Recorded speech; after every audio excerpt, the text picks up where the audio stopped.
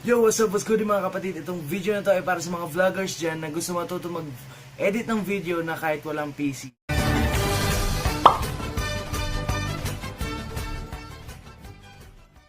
Disclaimer lang po, itong application na iti-introduce ko sa inyo ay hindi po ako sponsored. Gusto ko lang po kayong tulungan para sa mga vloggers na gusto matutong mag-edit. At yun na nga, tuturuan ko kayo. Ang application na recommended ko sa inyo ay KineMaster. Mas maganda kung Pro. Yung link na ay nasa sa description box na para wala na kayong abalahin pa. Tuturuan ko na lang kayo sa future videos ito kung bakit KineMaster. KineMaster ay parang hawig sa mga editors na PC na professional like na editor na kung saan ang dami niyang features na pang makakatulong talaga sa mga vlog nyo. Pang professional editor talaga siya. Marami siyang maitutulong sa inyo pag transitions, music, filters, speed control, marami pang iba. At ang KineMaster is mabilis din siya mag-edit, madaling matutunan. At sa future videos ko, tuturuan ko kayo kung paano mag-edit doon.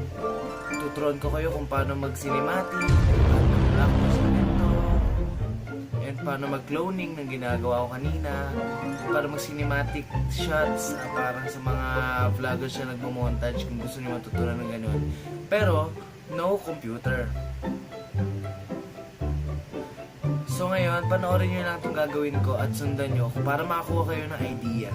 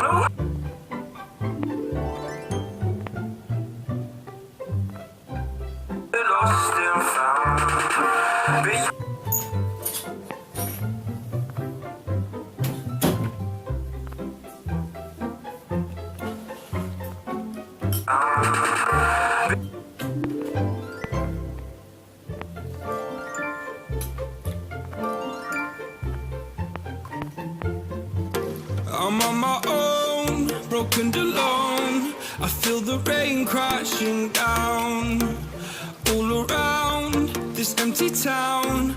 I'm searching for the lost and found, but you don't care, you're unaware. Keep moving like the scars aren't even there. It's in the air like a blazing flare.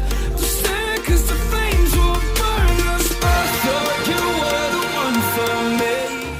At yun na mga kapatid, kung marami kayo natutunan sa video na to, mag-comment kayo ng suggestion sa future videos or mag-comment kayo suggestion kung tutorial, kung sa editing.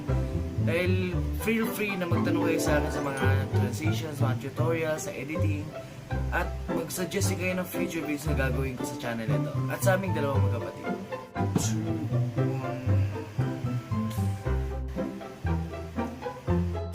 I'm on my own.